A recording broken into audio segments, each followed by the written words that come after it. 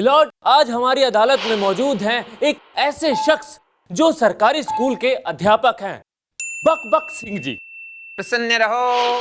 देखिए, मैंने आपसे आशीर्वाद नहीं मांगा है। तो फिर ऐसे ही रहो। देखिए, आप पर सबसे पहला इल्जाम यह है कि आप अपनी क्लास में मैथ्स पढ़ाने की बजाय बच्चों को बाबाओं की तरह सत्संग और प्रवचन सुनाते रहते हैं।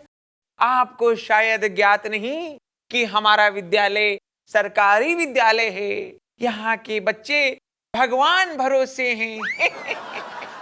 देखिए, आप पर यह भी इल्जाम है कि आपको यह तक नहीं पता कि आपकी क्लास में कितने बच्चे पढ़ते हैं। मुझे पता है, हमारी कक्षा में सिर्फ 2 ही बच्चे पढ़ते हैं, रमन और राघव। बाकी बच्चे तो निंद्रा में लीन रहते हैं। तो आप उन्हें जगाते क्यों नहीं हैं? वो बच्चे इतने शैतान हैं कि हमारे जागने से पहले खुद ही जाग जाते हैं और कक्षा से भाग जाते हैं। चलिए हाथ खोलिए। मैं आपका स्टूडेंट नहीं हूं। देखिए, आप पर यह भी इल्जाम है कि आपके स्कूल की महिला अध्यापिकाएं आपको बिल्कुल भी पसंद नहीं करती।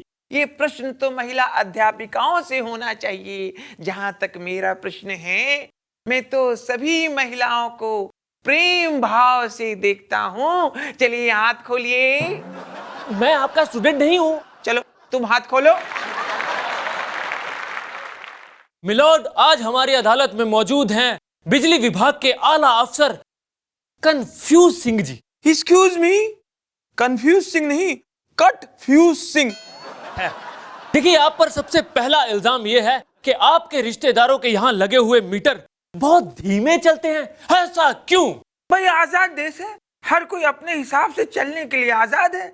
तो मीटर भी अपने हिसाब से चलता है, उसमें मैं क्या कर सकता हूँ? देखिए, आप पर यह भी इल्जाम है कि आप अपने जूनियर से ऑफिस के समय में घर का काम करवाते हैं। ऐसा क्यों? भाई देखिए, आपने पुरानी कहावत सुनी होगी, खाली दिमाग शैतान का घर। इसीलिए मैं अपने जूनियर्स को किसी न किसी काम में उलझाए रहता हूँ। देखिए, आप पर यह भी इल्जाम है कि आपने बिजली चोरी करने वाले एक अपराधी को बिना कार्रवाई किए छोड़ दिया। ऐसा क्यों? क्या कह रहे हैं आप? मैंने उसे बड़े गुस्से से अपने ऑफिस में बुलाया, सख्ती से उसे बिठाया। मैंने उससे कहा, ये जो तू डायरेक्ट खंबे से बिजली लेता है और सबको इलीगल कनेक्शन बांटता है, अगर खुदा न खास्ता उन तारों पे अगर अचानक बिजली आ गई, तब तो तेरा उन तारों पे ही लटके लटके हैप्पी न्यू ईयर हो जाएगा। मिलॉर्ड, आज हमारी अदालत में मौजूद हैं पूर्व क्रिकेटर जो क्रिकेट से ज्यादा अपने बिना बालों के हेयर स्टाइल से पहचाने जाते हैं। We know the Kambli. देखिए, आप पर सबसे पहला इल्जाम यह है कि आप युवराज किंग के जबरदस्ती गुरु बनना चाहते हैं। ऐसा क्यों? बराबर है, युवराज का कैरियर भी मेरे रास्ते पर है। मैं उसका गुरु बनेगा तो उसको भी मेरी तरह मंजिल मिलेगा, इतना और कुछ नहीं। देखिए, आप पर अगला इल्जाम यह है कि आप क्रिकेट छोड़ने के बाद अब क्रिकेट पर ज्यादा ध्यान देते हैं। ऐसा क्यों? बराबर है, मैं आजकल के क्रिकेटर लोग को देखता हूँ, वो लोग भी लेट नाइट पार्टी में जाते हैं, सुबह प्रैक्टिस को नहीं आते, मैच में लेट आते हैं। तो मैं सोचता हूँ, मैंने क्या गलती किया? बस इतना ही और कुछ नहीं। देखिए, आप पर यह भी इल्जाम है कि आप जानबूझकर डिग बॉस के घर से जल्दी आउट हो गए। सबको मालूम है, जल्दी आउट होना मेरी पुरानी आदत है। बस इतना ही और कुछ नहीं। देखिए, आप पर यह भी इल्जाम है कि आपने एक प्रोग्राम में झूठ बोला था कि आपके दोस्त सचिन ने आपकी कभी कोई मदद नहीं की। ऐसा क्यों? ऑफ कोर्स, सचिन ने मेरा कभी मदद नहीं किया। जब भी मैंने उससे पूछा नया कौन सा हेयर स्टाइल बनाऊं, बोला तू अपना देख। मैंने कहा नया एयरिंग कौन सा लूं, बोला तू अपना देख। मैं एक बात बोलूं, स्टेडियम में कितनी छोकरी आती थी सच्चा के पास, उसने एक भी लड़की से मेरा इंट्रो कभी करा के नहीं दिया। उसने मेरी कभी मदद नहीं की। अरे किसी चीयर गर्ल से इंट्रो करा देता। मिलॉर्ड, आज हमारी अदालत में मौजूद हैं एक मशहूर फिल्म मेकर आंसुतोष गंवारकर। हाय।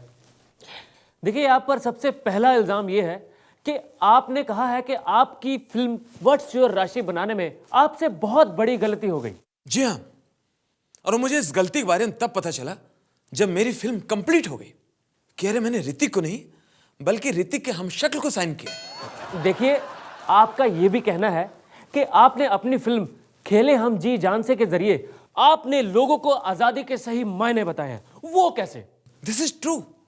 मेरी फिल्म को कुछ लोगों ने किसी तरह से देखा, और जब परेशान होकर थिएटर के बाहर आए तो उन्हें आजादी का एहसास हुआ। तो मैंने आजादी का एहसास कराया कि नहीं? ओह, अच्छा ये बताइए कि आपने अपनी फिल्म का टाइटल खेले हम जी जान से क्यों रखा? जिस दिन मैंने अपनी फिल्म के लिए अभिषेक और सिकंदर को साइन किया था, उसी दिन क्लियर हो गया था।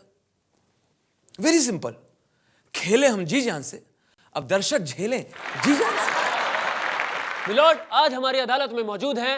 एक फायरमैन हूँ भाई, लल्लन मियाँ कहते हैं मुझे। देखिए, आप पर सबसे पहला इल्जाम यह है कि फायर ब्रिगेड ज्वाइन करने से पहले जब आप आर्मी में थे जी जनाब। तो आपने अपने सीनियर के ऊपर पानी डाल दिया था। वो भाई बड़ी अजीब दास्तान है। लो, मेरी आर्मी में ट्रेनिंग चल रही है, ऑफिसर आया, एकदम से बोला जोर से फायर। अब मैंने सुना फायर, मैं फौरन बाल्टी भर के पानी लाया, उसके ऊपर डाल दिया। लो भाई, उसी में वो तिल मिला गया और मुझे आर्मी से निकाल दिया। यही बात मैंने फायर ब्रिगेड में इंटरव्यू में कही। वो ऑफिसर खुश हो गया, मुझे गले लगाया, फायर ब्रिगेड में ले लिया। देखिए, आप पर यह भी इल्जाम है कि जब एक बिल्डिंग में आग लगी थी तो आपने उसके बाजू वाली बिल्डिंग में पानी डाल दिया था। ऐसा क्यों? मैं किसी के किए कराए पे तो पानी फेरता नहीं। और दूसरी बात ये, जब बिल्डिंग में आग लगी गई, मैं भाग के गया, बाल्टी भर पानी लाया और उस बिल्डिंग के बाजू वाली बिल्डिंग में पानी डाल दिया, झपाक। वो क्यों? भाई मैं ये सोच रहा था कि कम से कम इस बिल्डिंग में तो आग ना लगे। देखिए, आप पर यह इल्जाम है कि जब आपके बच्चे होमवर्क कर रहे थे तो आपने उनके ऊपर भी पानी डाल दिया। भाई कमबख्त मारे मेरे बच्चे होमवर्क कर रहे, अचानक मेरे बच्चों ने एक मुहावरा बोलना शुरू कर दिया, आग बबूला होना, आग बबूला होना। और जैसे ही भाईजान मैंने आग का नाम सुना, मैं फौरन भाग के गया और बाल्टी भर के पानी लाया और वहीं किताबों में, कॉपियों में, टीचर के सबके ऊपर डाल दिया कि भाई आग बुझ जाए। अल्लो भाई, मुझे क्या मालूम मुहावरा था, सब बर्बाद हो गया, बच्चे फेल हो गए। मिलॉर्ड, आज हमारी अदालत में मौजूद हैं एविएशन मिनिस्टर मिस्टर प्योरफुल पटेल जी। नमस्कार नमस्कार। देखिए, आप पर सबसे पहला इल्जाम यह है कि आपके कार्यकाल में एयर टिकट्स के दाम बहुत ऊपर चले गए हैं। ये इंटरेस्टिंग क्वेश्चन है। वो एयर टिकट है, वो ऊपर ही जाएंगे, जमीन पे तो आएंगे नहीं। देखिए, आप पर यह भी इल्जाम है कि आजकल आपके पांव जमीन पर नहीं रहते। मेरे पैर जमीन पे नहीं रहते, वो फैक्ट है। अभी भी आप देखो, जमीन पे नहीं है, कटघरे के ऊपर है, शूज भी पहना हुआ है। देखिए, आप पर यह भी इल्जाम है कि आप हाईजैक के मामले में कुछ नहीं कर सकते। वकील साहब, पूरी दुनिया जानती है कि हाईजैक फिल्म में शाइनी और ईशा थे। उस फिल्म का मैं तो क्या, कोई कुछ नहीं कर सकता।